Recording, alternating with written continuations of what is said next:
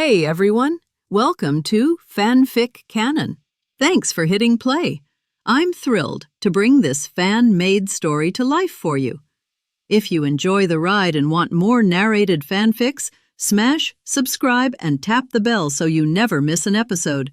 And if you want audiobook of a novel of your choice, join my Patreon. Request any title that's freely available online, and I'll produce a full narration just for you. Now, let's dive into today's adventure. Nonsense. Elisha Thorne was the first to break the silence. He stepped out from the crowd, his face bearing undisguised sarcasm and hostility. Lynn, who do you think you are, Commander-in-Chief? Bury our brothers' bodies. This is the most absurd and malicious suggestion I've ever heard. Thorne's words immediately resonated with the other Night's Watch members around him. That's right, Oser and Jeff are our brothers. We cannot treat our brothers with the barbaric customs of savages. He's gone mad. He must have gone insane from killing savages. Questions and curses rose and fell, the Night's Watchmen, who had just begun to revere Lynn, were now filled with hostility again because of these treasonous remarks. Lynn ignored the noise. His gaze remained fixed on Commander-in-Chief Mormont. He knew that here only Old Bear's words carried weight. Lynn, give me a reason. Commander-in-Chief Mormont's voice was deep and authoritative. Instead of directly denying Lynn like others did, he chose to give him a chance to explain. This relieved Lynn a little, adult. Lynn's gaze swept over the two corpses. Do you remember what I said before? Beyond the walls, the White Walkers have awakened. Their eyes are like burning sapphires. They can bring the dead back to life. Lynn's words silenced the noise in the courtyard once again. Everyone was stunned, making the dead stand up. This sounds even more absurd than burning one's brother's body.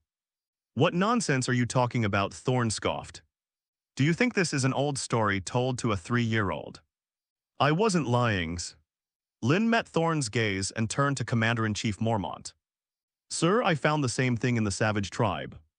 Their eyes are exactly the same as Oser's and Jeff's eyes. Commander-in-Chief Mormont's pupils contracted sharply. He recalled the scene described by Lynn when he sent a scout to report to him after Lynn and his men had cleared out the savage tribe. A pristine white corpse, icy blue eyes at the time. He thought it was just some rare phenomenon and didn't pay much attention to it. But now the same situation has occurred again. Coincide. It was a coincidence once, twice. Is that still a coincidence? By Ling. Jon Snow's exclamation drew everyone's attention. His direwolf white spirit suddenly broke free from its restraints and pounced on the two sleds. It didn't attack, it just stared intently at the two corpses, letting out threatenings, continuous growls from its throat. Its entire body is covered in white fur, each hair standing on end like a hedgehog. That's the kind of extreme vigilance that only appears when facing a natural enemy. The same goes for Arya's Naemria. It stood tightly guarding Arya, baring its teeth at the corpse and letting out a low, warning growls. Animals have far more acute intuition than humans. They could sense the evil aura emanating from the two corpses. The atmosphere in the courtyard became eerie. Everyone watched the two restless dire wolves, a shadow falling over their hearts. Commander-in-Chief. The aged voice of Meister Aemon slowly rang out. Although he couldn't see, he could clearly sense the changes in the surrounding atmosphere. Perhaps we should be more cautious. At least tie them up first. Commander-in-Chief Mormont's brow furrowed into a deep frown. He looked at Lynn, then at the two dire wolves. Finally, his gaze fell upon the two cold corpses. Reason told him that Lynn's words were too absurd. But his intuition, the intuition of a veteran, was warning him for a long time. Old Bear finally made a decision: bring them in. His voice carried a trace of weariness that he couldn't shake off. Lynn's heart sank, but Commander-in-Chief Mormont abruptly changed the subject. Don't put them together, he pointed to one of the corpses. Oser, take him to my room, I want to see him for myself. He then pointed to another body. Jeff, send it to Aemon. Master Aemon, please examine it carefully and see if there is anything unusual. Furthermore, Mormont's gaze swept across the room, finally settling on Thorne's face. Tonight, everyone, keep your weapons on you at all times. Double the number of patrol personnel. This is a compromise. They neither fully adopted Lynn's almost insane advice nor failed to take maximum precautions. Thorne wore an indifferent expression, but he dared not disobey the Commander-in-Chief's orders. Yes, Commander-in-Chief. 2 night watchmen stepped forward and dragged the 2 sleds into the castle. As the 2 corpses were dragged across the courtyard, a chilling gust of wind suddenly swept up. The wind made everyone's cloaks flutter loudly. Lynn watched the 2 corpses disappear behind the door, his grip on the sword hilt tightening unconsciously. He knew that Old Bear had made the best choice he could. After all, he is the Commander-in-Chief, and he has to consider everyone's feelings. But that's not enough tonight. Black Castle is destined to have a sleepless night. Lynn walked over to Jon and Arya. With your wolves, Lynn said in a low voice. Tonight they might save your lives. Jon looked at Lynn, puzzled, but nodded nonetheless. Arya hugged Nymeria's neck tightly. Lynn didn't say anything more. He turned and strode quickly toward the barracks of his 100 northern guards. Since the Commander-in-Chief doesn't believe it, then he'll have to rely on himself. He must be fully prepared. Lynn did not return to her room. He walked straight through the courtyard, which was filled with unease due to the discovery of the body, and headed towards the makeshift barracks for his 100 northern guards. Inside the barracks, Torrin and several other squad leaders were distributing the evening's rations, black bread and bland broth. The soldiers huddled around the brazier, whispering about the day's events, their faces showing wariness of the unknown adult. Upon seeing Lynn enter, everyone immediately stood up in unison. Please sit down. Lynn waved his hand and walked straight to the center of the barracks. Brothers, Lynn's gaze swept over every face, those faces still bearing the marks of the elements from his return from the wilderness, and those faces filled with absolute faith in him. You all saw what happened during the day. Lynn didn't beat around the bush, those 2 corpses. I can guarantee there's definitely something wrong with them.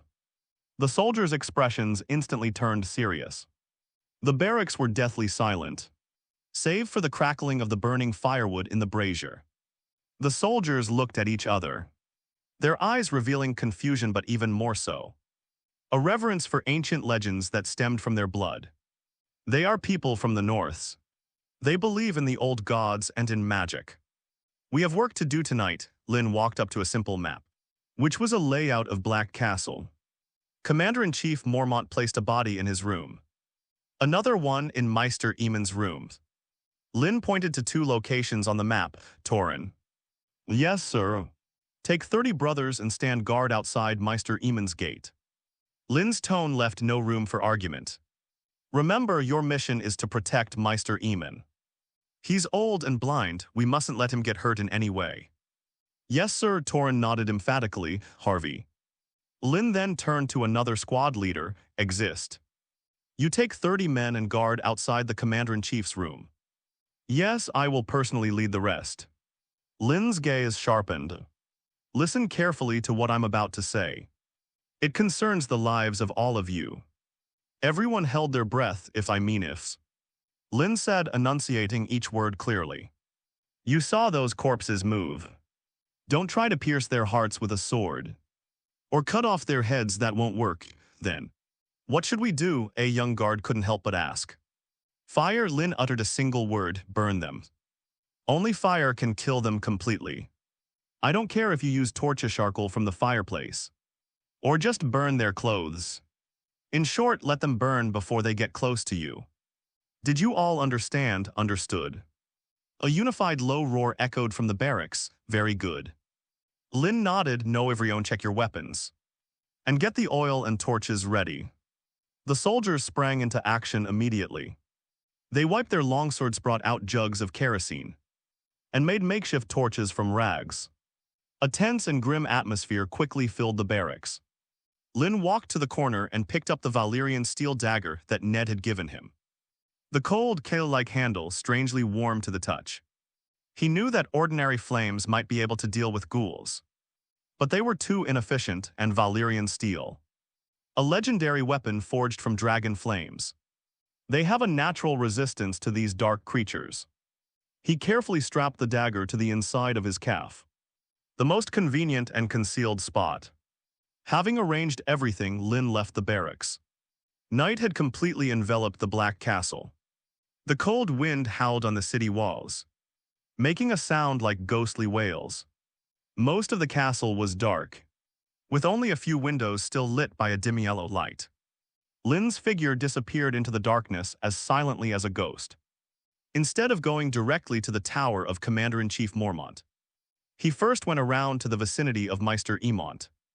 Torrhen and his men were in position. They stood like statues, lurking in the shadows of the corridor, their weapons and torches ready. Lynn made a gesture to Torrhen, then turned and left. He needs to confirm the situation on the other side. The Commander-in-Chief's tower is the tallest and most fortified building in the entire Castle Black. Mormont's room was on the top floor of the tower. His arrangement of the dead around him was not only due to his trust in Lynn's judgment, but also because he suspected someone was trying to harm Foe Hua and his companion. And he also had another reason in mind, to lure the enemy out. Lynn did not use the main entrance. He circled around to the back of the tower and, like a monkey, silently climbed onto the second-floor windowsill. From here, he can clearly see the only staircase leading to the top-floor room. Harvey and his men were already lying in ambush in the shadows at the top of the stairs. Everything was going according to his plan. Lynn leaned against the cold stone wall, trying to catch her breaths. He looked up at the window on the top floor that was lit up. He knew that Commander-in-Chief Mormont was inside at that moment. Perhaps they're drinking or perhaps they're reading. But he could never have imagined that the person sharing the room with him was a monster that was about to bring death and fear. Lynn's hand gently pressed against the dagger on his calf. Now all he can do is wait. Time stretched out infinitely in the deathly silence of waiting. The nights at Black Castle are longer and colder than anywhere else. Lynn stood motionless against the cold wall of the tower. Like a stone, the cold had already numbed his skin. But he didn't care at all. His entire focus was on the window on the top floor that emitted a dim, yellowish light. He could picture what old bear Mormont looked like right now. Perhaps he's sitting in front of the fireplace, sipping a strong drink, flipping through ancient scrolls about wildlings and white walkers. He might still feel absurd about his crazy suggestions during the day, but the vigilance of a veteran kept him awake at night. Lynn's mind raced. He was neither a bloodthirsty madman nor a hothead who only wanted to prove himself. Everything he does has a clear purpose.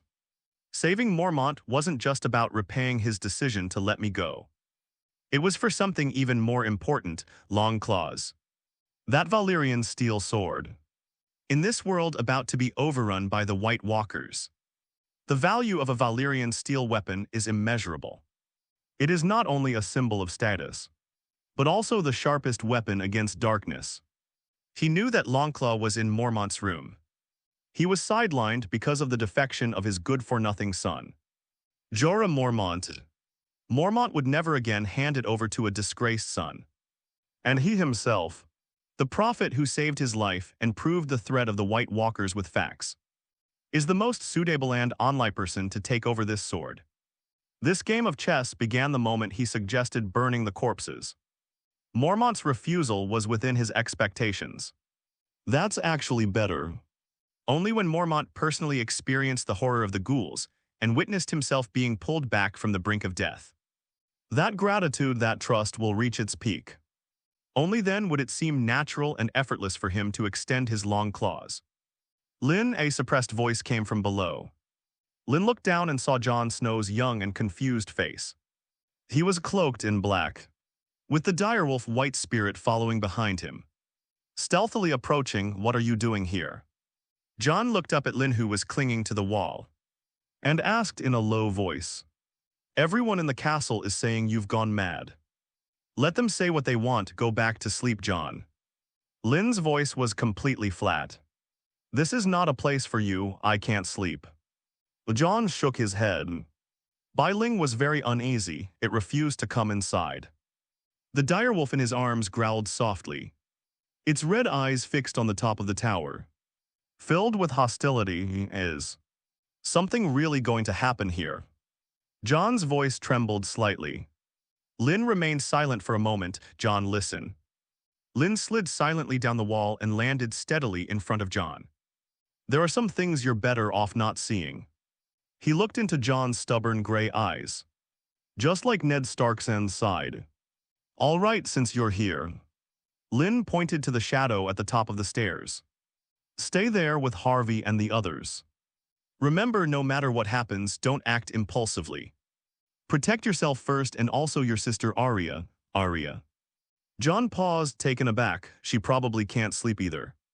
And will likely come over soon. Lynn knew that girl all too well. John gave a wry smile and nodded. He led Ling and retreated into the shadows where Harvey's team was located. Lynn turned his gaze back to the top of the tower. Time passed by second by second. At the other end of the castle, in Meister Aemon's room, this centenarian scholar was sitting alone in the darkness. His blind eyes were fixed on the corpse covered with a black sheet in the center of the room. He can't see anything, but he can hear. He could hear the windy sound of burning firewood and the distant footsteps of the night watchman on patrol. He could also hear other sounds, some voices that don't belong to this world. It was an extremely subtle sound, as if it came from deep within the bones. Like ice crystals shattering, click and click. Meister Aemon leaned forward slightly, his wrinkled face expressionless. He remembered what Lynn had said during the day, burn them. He recalled the ancient Targaryen accounts of the Long Night and the White Walkers. He spent his entire life surrounded by books and knowledge. He believed in logic and reason. But he also knew that there were too many things in this world that could not be explained by logic and reason. Like a dragon, like the White Walkers outside the door, Torrhen and his 30 northern soldiers had completely surrounded the infirmary. They gripped swords, and in their hands were torches that had been prepared beforehand. Everyone was like a bowstring drawn taut, tense to the extreme in the commander-in-chief's room. Jeor Mormont, the Lord Commander of the Night's Watch, finally felt a touch of weariness. He is no longer young. The daytime Farslin's almost insane suggestion, and those two strange corpses had kept him on edge all day. He gulped down the last mouthful of liquor in his glass. The spicy liquid felt like a fire, burning from my throat all the way to my stomach, dispelling some of the chill that lingered in my bones. He stood up and walked to the long table in the center of the room, which was being used as a makeshift mortuary. On the table lay Orser's body, covered with a rough black Night's Watch cloak. Mormont Syed stretched out his calloused hand and lifted a corner of his cloak. In the firelight of the fireplace, Orser's face appeared a lifeless pale white. His expression was calm, as if he were simply asleep. But those unclosed eyes were an eerie, inhuman blue. Is that crazy? Mormont shook his head and muttered to himself. He still couldn't believe Lynn's warnings, which sounded like something out of a fantasy. The crow on his shoulder suddenly flapped its wings uneasily and let out a hoarse caw. Quiet, buddy, Mormont patted its head. He took off his coat and prepared to go to bed. The tension was taking its toll on the old man. He lay in bed and blew out the candle by his bedside. The room was instantly plunged into darkness. Only the faint firelight in the fireplace continued to flicker tirelessly, casting an intermittent glow on the huge map of the north on the wall. All was silent. Sudden click, a soft, cracking sound of bones breaking echoed in the silent room. Mormont suddenly opened his eyes. Click. A very faint sound like bones twisting suddenly rang out in the eerily silent room. Mormont suddenly opened his eyes, although he was old. The alertness he had developed over decades as a ranger remained. He was certain that it wasn't the sound of burning firewood. He held his breath, trying to catch any sound in the dimly lit room with his ears. Click-a-click. The sound rang out again, this time even clearer. It was coming from the center of the room, on that long table where Orser's body lay. A chill ran through Mormont's heart. The chill was more biting than the fiercest wind outside the window, shooting up from the soles of his feet to the top of his head. Impossible, that's absolutely impossible. He must have been too tired and was hallucinating. He tried to comfort himself with this thought, but the pounding of his heart betrayed his inner fear. He sat up silently and groped for the oil lamp and flint on the bedside table. His hands trembled slightly from nervousness, and it took him several attempts to finally light the oil lamp. The dim, yellow light instantly dispelled the darkness in one corner of the room. Mormont, holding the oil lamps, cautiously approached the long table. Every step felt like stepping on my own heartbeat.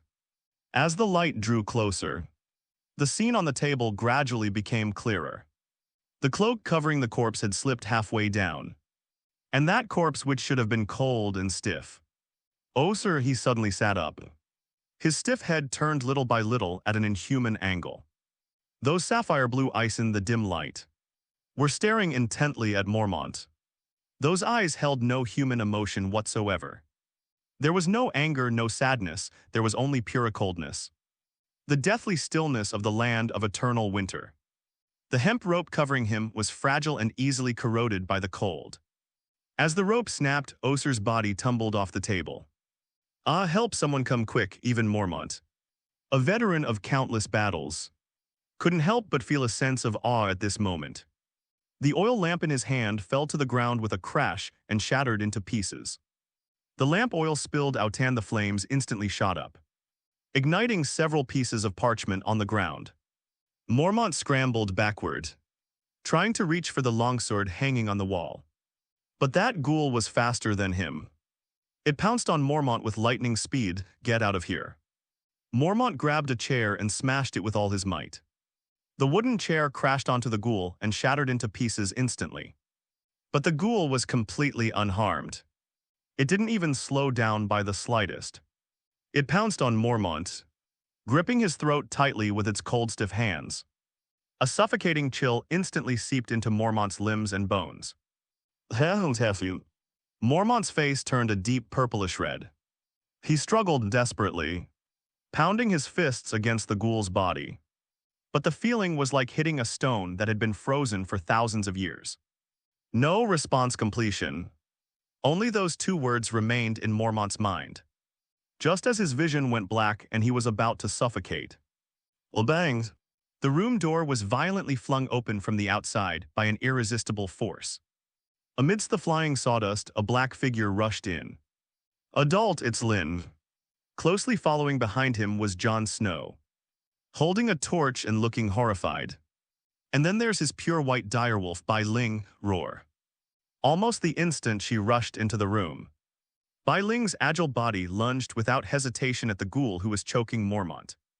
The sharp wolf fangs bit down hard on the ghoul's arm. Snap. The sound didn't seem like it was being bitten into flesh. It was more like biting into a hard, dry bone. The ghoul's movements were momentarily halted by the sudden attack. "This is the moment," cough, cough, cough. Mormont loosened his neck and greedily inhaled the fresh air. He scrambled backward, his violent cough turning his aged face bright red. "Jon." Fire! Lynn's voice boomed again. "Burn it." Jon Snow's mind went blank. What was happening before his eyes completely overturned his understanding of things that he had held for more than a decade. The dead man has really stood up. Those eyes burning with blue flames, that inhuman power. That chilling aura surrounding them. The legends are all true. Hearing Lynn's roar, he snapped out of his daze. He instinctively raised the torch in his hand.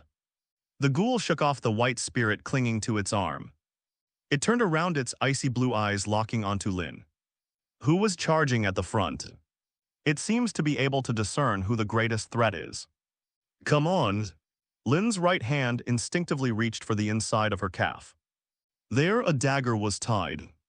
A dagger with a hilt made of dragon bone and forged from Valyrian steel.